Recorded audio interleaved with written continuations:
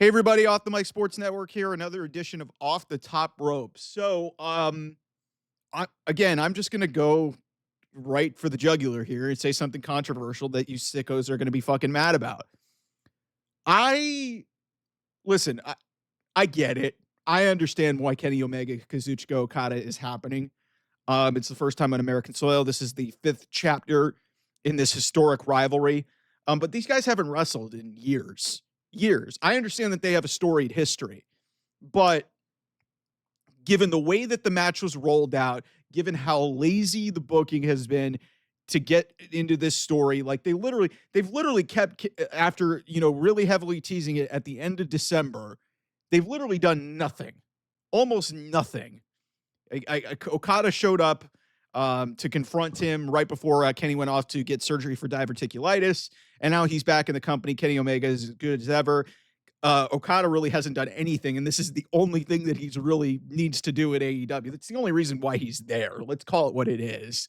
Um, so when this announcement came out, it's like, okay, I get it. I understand this. This is for the wrestling sickos. Good grabs. This is a rich story, but I can't help but feel kind of underwhelmed. And based off the way that they've already been booking some of the other feuds, and maybe with the contract signing in the ring at Summer Blockbuster, and maybe they have video packages to kind of, tap into the history. I think that AEW is kind of fighting a losing battle here. They're already setting themselves up to fail because the four matches that have happened prior to this are some of the greatest wrestling matches of all time. Kazuchika Okada has not had like really one 5-star match really, or like one legitimately like, outstanding match outside of maybe some of the stuff that he did in the Continental Classic. I think that the final against Will Ospreay was pretty good, but, and he did some stuff with Bryan Danielson when they wrestled that was all right. But since he's been officially on the main roster of AEW, not a New Japan guy, I can't tell you like one time he's actually had a really extraordinary, exceptional match. So if you're AEW, you're already fighting a losing battle. Kenny Omega is still as great as ever, but you're already saying, okay, we're getting this match on American soil when some of the matches are some of the greatest in the history of this industry. So forgive me if I'm kind of setting my expectations a little bit lower than most people, and I'm kind of underwhelmed with the way that they rolled this out. We knew that this was going to happen, and yet Tony Khan in the last hour of the show of a 4-hour night basically says, "Yeah, we're like literally at like we're talking what just close to almost midnight Eastern time. We're going to announce, hey, a match that everybody already knew was going to happen, Kenny Omega and Kazuchika Okada." Like it just didn't hit for me. And it's like, I understand why they're doing this. They probably wanted to do it at All In, last year when they had Okada under contract, but Kenny Omega obviously was not healthy and wasn't going to be able to make it. There's been reports about All In London in August of last year that they wanted to do this. So they waited, they put it off, and now they're putting it on American soil. And that carries some meaning. But listen, it's just, especially with how, really basic, and we'll have to see how they're going to play this out, but it just feels underwhelming. It just feels really underwhelming. And I'm sure that these guys are much like the women with Mercedes Moné and Tony Storm. Much like the women, I think that they could absolutely deliver a great match. But you realize that the rich story could play such a big role in this.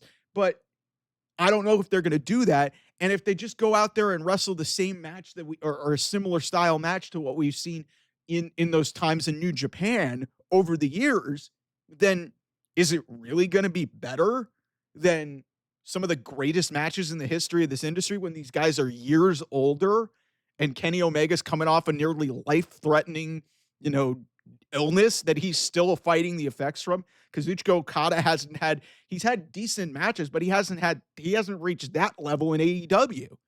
So I really don't know what their plan is to roll out this feud and what their plan is to kind of, get us to All In. Because if they could tell at least a compelling story and, maybe incorporate the Elite and, incorporate this stuff as like, yeah, you took my spot in the Elite, or, doing some of this stuff to play into, hey, you and the Elite tried to end my career, like play into some of that. Or, you don't have to go all the way in the history, but use the archives to kind of supplement and remind some of your audience, hey, why this match is happening.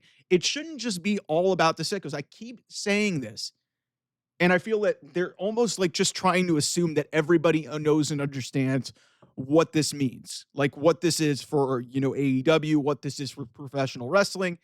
It's just the optics of this, and what's basically happened, especially with Okada's run, is they've just been window dressing. And they have really just been delaying and delaying and delaying and kicking the can down the road and kicking the can down the road so they could get the big match, the match that they want, the match that they signed Okada for, get that on American soil so Tony Khan could basically say, hey, I got Okada Omega 5 on my show, because he's a mark and that's the way he operates. It's like he's not really running a business. He's basically saying, hey, I want to put this on my checklist. And, I don't doubt that these guys are going to deliver a good match, but based off the basic way that they announced this match, the way that they overpromised and, underdelivered on a match, and basically just, it was just kind of rolled out there.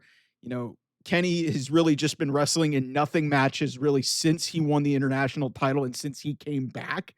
He's really like he's had some good bangers, but that's what we expect from him.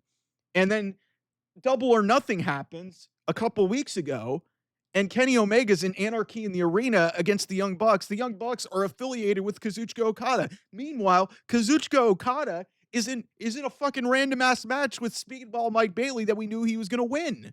So, listen, like, again, I don't doubt these two men as performers. I don't. But AEW is absolutely fighting a losing battle here that they could win and it could deliver. Like I said, these guys are incredible talents, two of the best this industry has ever seen. But when you've already had 4 matches against each other, and the last one you had, I can't even remember, it was probably before COVID, was because the last time these two, I think, faced was probably before AEW existed. So you're expecting these guys to reach that level when Kenny Omega is coming off of a life-threatening illness that almost killed him.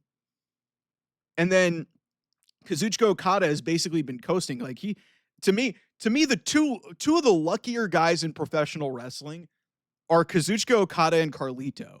Because basically these guys have pretty much profited for like a couple of years off of really only needing to do one thing. Carlito got his money and got 2 years in WWE and got to play video games and eat apples and sit backstage and do fucking nothing after he got one crazy pop in Puerto Rico. Okada got brought in, won a championship in like his second week on the job, and literally has done absolutely positively nothing. And now we're finally going to get the match that is the only reason why anybody even cares why he is there. Because Okada has not even been close to reaching the level of what he was in New Japan. It's not even close. It's just, again, I just think that this is AEW kind of setting themselves up to fail. Because it may be a great match, but it's like everybody's like, oh man, it's gonna be amazing. Okada Omega. It's like, guys, they already had 4 matches. You really think it's gonna be better? And if it is, good for them. But you're really banking on a lot of stuff. And, you might want to tell a compelling story rather than just rely on their history. Make some angles, do something to heighten the drama and make it interesting rather than just wait 5 weeks and just put these guys in the middle of the ring at Cold Blythe Field. That's really what you need to do. So anyway, thanks so much for watching. I will see you guys soon. Bye-bye.